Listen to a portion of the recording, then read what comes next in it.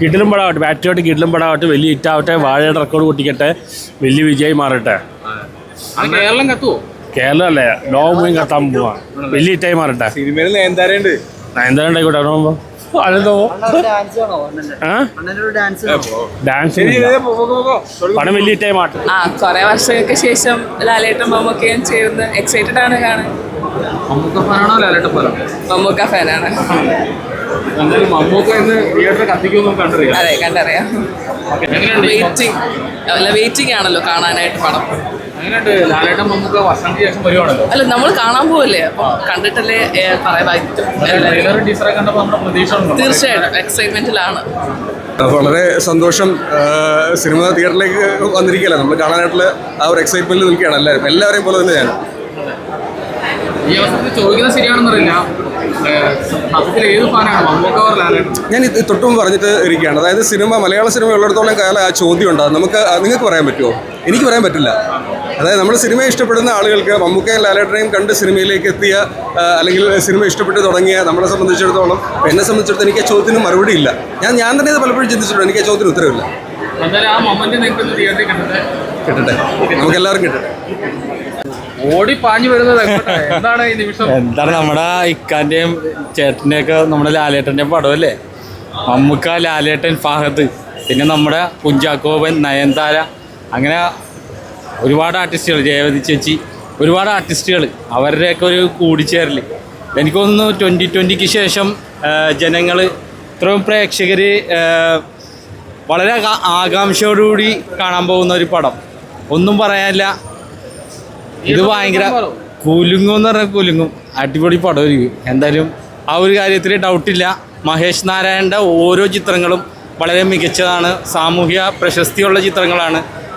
തീർച്ചയായിട്ടും ഈ ഒരു വിഷയം കൈകാര്യം ചെയ്യുന്ന രീതി മഹേഷ് നാരായണൻ എന്ന് പറയുന്ന ഡയറക്ടറിൻ്റെ കയ്യിൽ ഭദ്രമായിരിക്കും.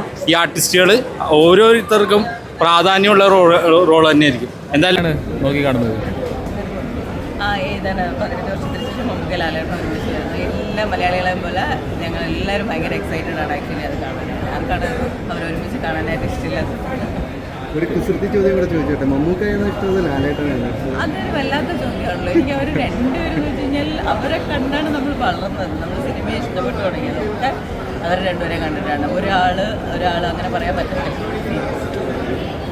എന്തായാലും സിനിമ കഴിഞ്ഞിട്ട് പ്രതികരണം മൊമെന്റിനെ എങ്ങനെയാണ് നോക്കി കാണുന്നത്? ആദ്യമായിട്ട് കൊച്ചിയിലൊരു സിനിമ കാണുന്നേ, അപ്പം അങ്ങനെ അതും ലാലേട്ടൻ്റെയും മമ്മൂക്കയുടെയും സിനിമ ആദ്യമായിട്ട് കാണുന്നത് സന്തോഷം. നിങ്ങളുടെ ജനറേഷൻ ആദ്യമായിട്ടാണ് ഇവർ ഒരുമിച്ചുള്ള സിനിമ തിയേറ്ററിൽ കാണുന്നത് അല്ലേ? അപ്പോൾ എങ്ങനെ ശരിക്കും ഏത് ഫാനിൽ വരുന്ന ആളാണ്? ഞാൻ ആക്ച്വലി രണ്ടുപേരുടെയും ഫാനാണ്. ആണല്ലേ? പിന്നെ പ്രതീക്ഷയുണ്ടോ ഇന്നത്തെ? ആണല്ലേ? എക്സ്പെക്ടേഷൻ മീറ്റ് ചെയ്യട്ടെ, പടം സെറ്റ് ആവട്ടെ. എങ്ങനെയുണ്ട് ഈ ഒരു മൊമെന്റിനെ കാണുന്നത്?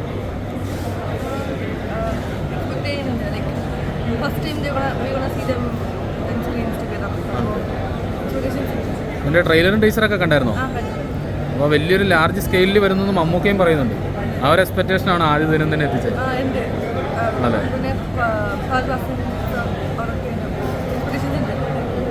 എങ്ങനെയുണ്ട് ഇന്ന് ഫാൻസുകാരുടെ ആഘോഷ ദിവസമാണ്, എങ്ങനെയുണ്ട് നിങ്ങളുടെ എക്സ്പെക്ടേഷൻസ്? എക്സ്പെക്ടേഷൻ പറഞ്ഞാൽ ഒരു നീണ്ട കുറേ വർഷങ്ങൾക്ക് ശേഷം, അതായത് after 18 years EPIC reunion is back എന്ന് പറയാം. ലാലേട്ടൻ നമുക്ക് 2020 സിനിമയ്ക്ക് ശേഷം ഇത്രയും കൊല്ലത്തിന് ശേഷമാണ് സിനിമയിൽ ഒരുമിക്കാൻ നോക്കുമ്പോൾ ഒരു ആദ്യമൊക്കെ നമുക്കൊരു വല്ലാത്ത എക്സൈറ്റ്മെൻറ്റാണ്. അതിന്ന് സിനിമ കണ്ടു നമുക്കറിയാം. ഇല്ല, അമിത പ്രതീക്ഷ നല്ലൊരു ഹോപ്പുണ്ട്. മഹേഷ് നാരായണനായിട്ടും പുള്ളിയുടെ മുമ്പത്തെ സിനിമ കൊണ്ട് ഒട്ടും നിരാശപ്പെടുത്താത്ത സിനിമാസാണ് പുള്ളിയുടെ കയ്യിലുള്ളത്. ആ ഒരു പ്രതീക്ഷ വെച്ചിട്ട് നല്ല പ്രതീക്ഷ ഉണ്ടല്ലോ. വലിയ എക്സ്പെക്ടേഷൻ ഇല്ല, എന്നാലും ഹോപ്പുണ്ട്, നിരാശപ്പെടുത്തില്ല ആണല്ലോ. എന്നാലും ലാലേട്ടനും നമുക്ക് കട്ടയ്ക്ക് അടിപൊളിയാകുമെന്ന് വിശ്വസിക്കുന്നു. ഓക്കെ.